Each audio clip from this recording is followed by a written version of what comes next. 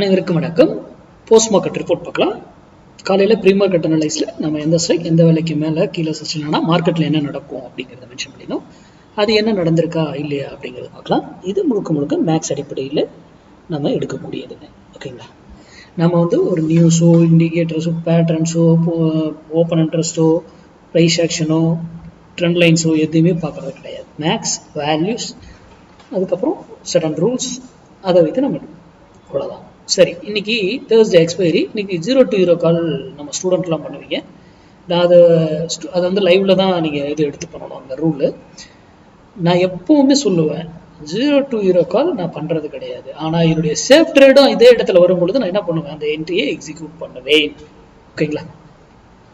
அந்த 0 to 0 காலும் நானும் எடுக்கிறேன் சேஃப் ட்ரேடாக நம்ம ஜோனுக்கு வரும்பொழுது. அப்போ அந்த ரூலை மட்டும் என்றைக்கும் மிஸ் பண்ணிடக்கூடாது. எந்த விலையில் வாங்கணும்னு இருக்கும், அது இன்ஸ்டண்ட்டாக என்ன ஆகணும்னு சொல்லியிருப்பேன். அதுக்கப்புறம் அது அடுத்த டைமிங்கில் என்ன நடக்கும்ன்றதும் சொல்லியிருப்பேன். டைமிங் ரொம்ப முக்கியம் இருக்குது. அந்த ரூலை மட்டும் என்றைக்கும் மிஸ் பண்ணிடாதீங்க. இவ்வளோ மார்க்கெட் சைட்வேஸு, ஆனால் நம்ம 0 to 0 கால் என்ன நடந்திருக்குங்க, பர்ஃபெக்டாக அடிச்சதா? அதுதான் அதோடைய பியூட்டி. சரி, நம்ம இதுக்கு ஒரு அனலைஸ்க்கு இன்னைக்கு நம்ம என்ன சொல்லியிருந்தோம், 24,200 புட்டு 42 ரூபாய்க்கு கீழே இருந்தால் நிஃப்டி இறங்கும் ஏறும் இறங்கும் ஏறும் இறங்கும் ஏறும்னு இப்படியே போட்டு காமிச்சிருந்தேன் சார்ட்ல. இதுல அந்த வீடியோல ப்ரீ மார்க்கெட் அனலைஸ்ல போய் பாருங்க. நிஃப்டி அதே போலதான் இருக்கும். இதுக்கு கீழே இருக்கிற வரைக்கும் சொல்லியிருப்பேன். இங்க வரைக்கும் போல 42 ஒரு இங்கேயே ஒரு அரெஸ்ட் பண்ணிட்டாங்க. இங்க இன்னொரு வேல்யூ இருக்கு, அந்த வேல்யூல அரெஸ்ட் பண்ணிட்டாங்க. அப்போ நிஃப்டியில அதே போலதான் நடந்திருக்கு. ஏறுறது இறங்குறது இப்படியே ட்ரேட் ஆயிருக்கு. நான் ஏன் இப்படி இதை வச்சு சொன்னோம்? இதுதான் மார்க்கெட். எக்ஸ்பீரியன்ஸ் ஆகும், பழக அப்படியே மார்க்கெட் உங்ககிட்ட பேசும், சொல்லும். நான் மேக்ஸ் படி தான் போறேன், அடுத்தது இங்கே போறேன், இங்கே இதாக போறேன்.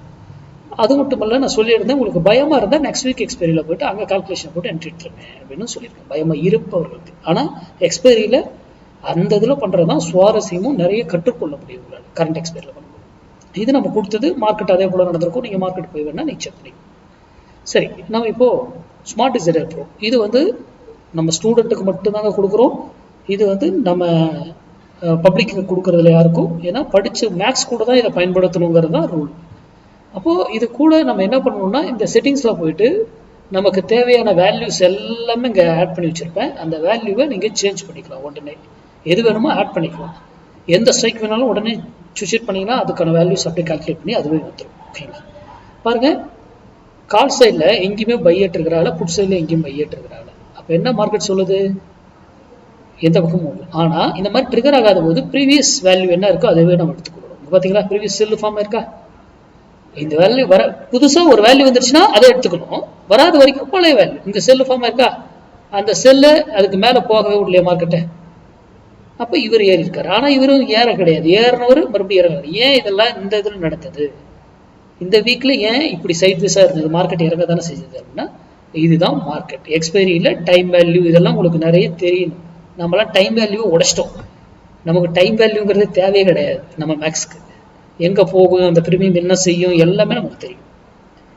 அப்போ படித்து தெரிந்து கொண்டு வருத்தம் பண்ணுங்க. யூடியூப்ல யாரோ சொல்றாங்கன்றதை நம்பி என்னைக்கும் வருத்தம் பண்ணாதீங்க. நன்றி, வணக்கம், வாழ்க வளமுடன்.